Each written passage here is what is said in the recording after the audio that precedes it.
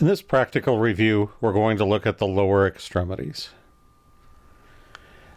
Now this, again, is an os coxa or coxal bone, also known as a hip bone. And again, it's going to be made up of the ilium, the ischium, and the pubis. And again, if you know that your pubic bone is in front, we have to figure out which is the front and which is the back of this hip bone, of this coxal bone. So we look at this as a landmark. Okay, this is the greater sciatic notch. Okay, and this view is going to be a lateral view. This view is going to be a medial view.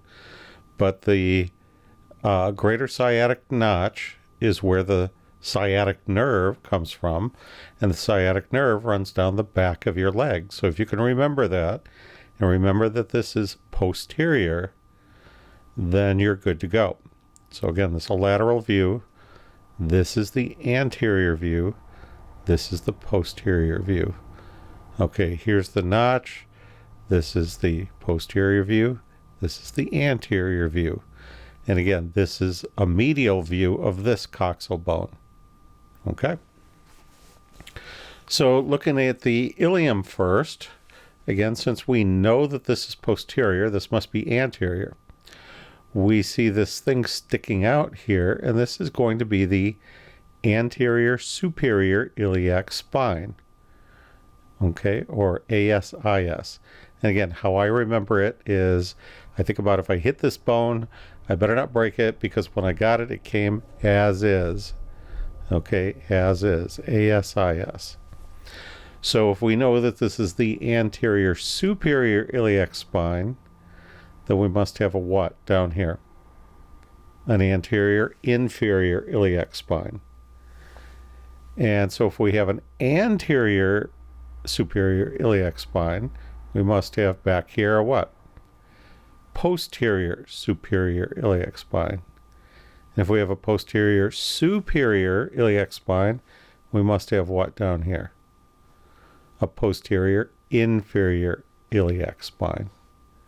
So this is your ASIS, your AIIS, your PSIS, and your PIIS. Okay. At the top here, we have the iliac crest. Here's a gluteal line.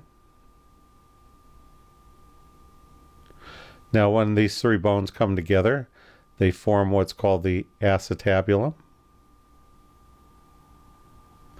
Looking at the medial view, we have what's called the iliac fossa.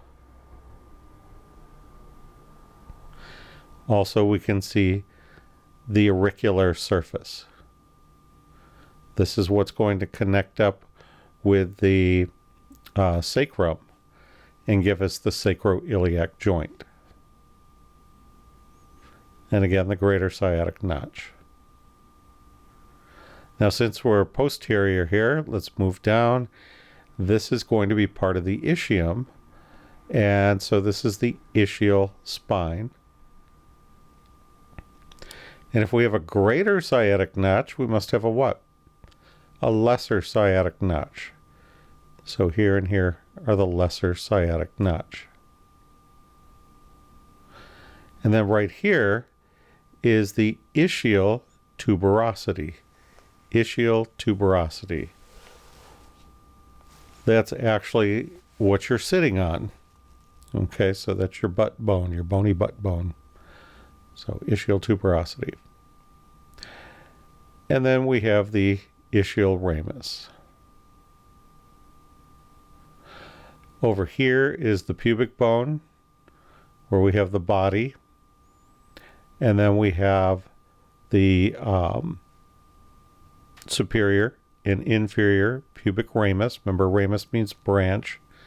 See how this branches? This is a branch that comes out.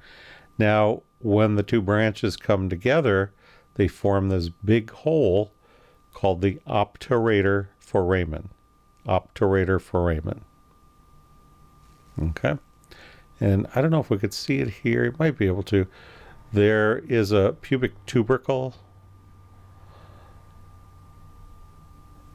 And then here is where the pubic symphysis would be attached. And the pubic symphysis is a fibrocartilaginous pad that fits right there.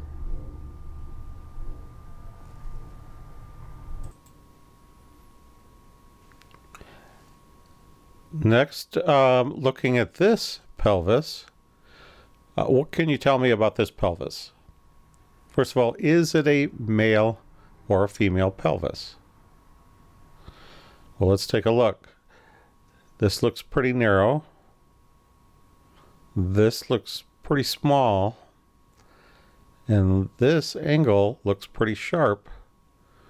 So this would be a male pelvis.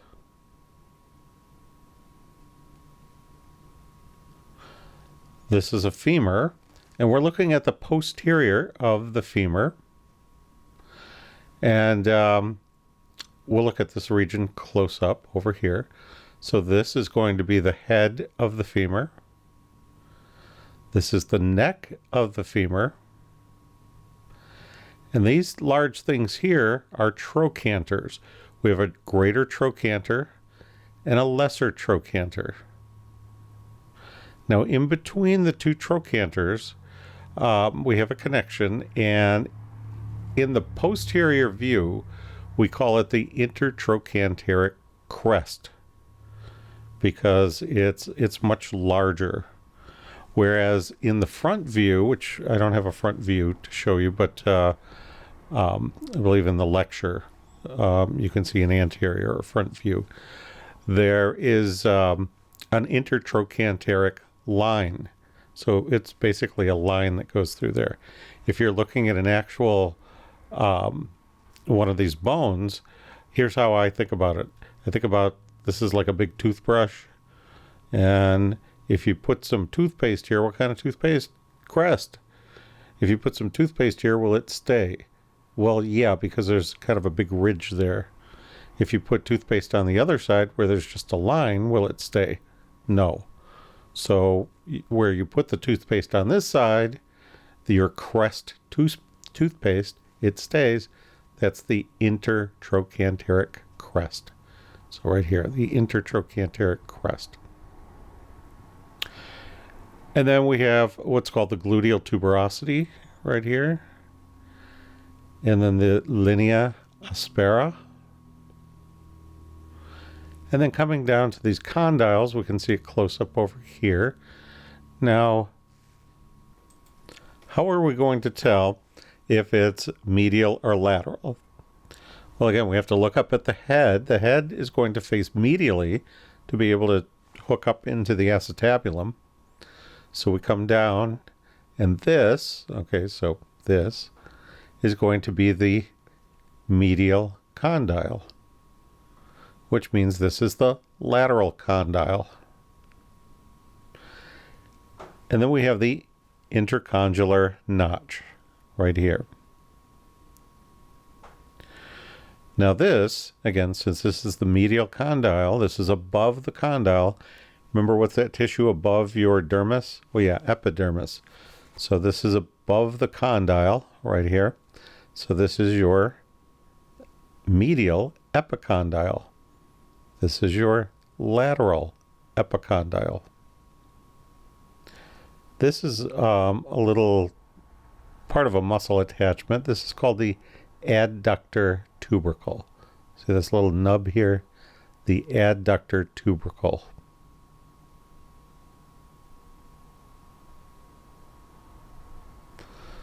This is a tibia. Now, the thing about the tibia that's going to tell you whether or not it's a right or a left is looking down here at what we call the medial malleolus. That's your ankle bone, the one on the inside of your ankle, so the medial aspect of your ankle. So the medial malleolus. Now typically it's usually not pointed like this. This person has a bit of arthritis, so it's usually a lot more rounded off. But again, in this particular specimen, there's arthritis. But again, that's your medial malleolus. Going up to the top, and then we'll look over here at the expanded view. We have what's called the tibial tuberosity.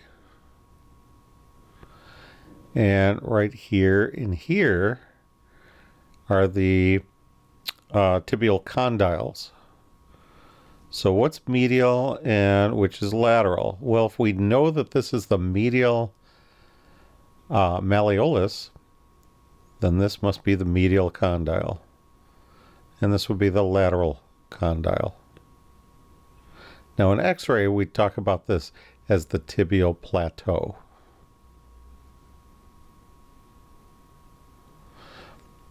Now here we see a tibia, and this looks a little bit more normal, the medial malleolus. But it's connecting up to the fibula.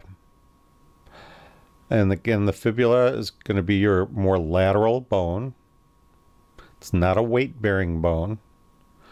But if we have a lateral or a medial malleolus, then we must have a what? A lateral malleolus. Okay. And so this again is the lateral malleolus. This is the head of the fibula.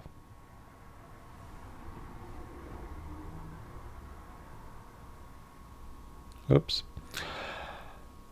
Okay, and looking at the foot from the top, remember we had a mnemonic, and that mnemonic was tiger cubs need milk, M-I-L-C. Okay, so the top here, this is the talus. And the talus is what is going to fit right into here. Okay, what we call our ankle mortise joint. And so, again, the talus, the calcaneus is your heel bone. The next one, which is kind of boat-shaped, who likes their boats? The Navy. So this is the navicular. And then we have the medial, intermediate, and lateral cuneiforms. Now, when I asked to have these identified, don't just call this a medial. This is a medial cuneiform. This is the intermediate cuneiform and lateral cuneiform. And then this big cube-shaped bone is the cuboid. Here's the metatarsals. And looking at this metatarsal, we have the base. It's a little flatter. So right here's the base. And then here's the head of the metatarsals. And then, of course, the shaft connecting the two. The big toe, again, is known as hallux. So it has its own name, hallux. And we count the toes the same way we do the fingers. We start with the big toe. This is 1, 2, 3, 4, 5. And these are phalanges. And just like, with the thumb, the big toe only has 2 phalanges. So proximal and distal phalange. The rest have a proximal, middle, and distal. Proximal, middle, distal, proximal, middle, distal, proximal, middle, distal phalange. This right here is going to be a medial view. And you can see the talus, the calcaneus, the navicular, the medial cuneiform, and your first metatarsal, and then your hallux, or big toe. So proximal phalanx, distal phalanx. And this is a lateral view. So we have the talus, the calcaneus, navicular. This is the cuboid. This is the lateral cuneiform. And we can see on the 5th metatarsal, There's a styloid process. Okay, that concludes our skeletal practical review.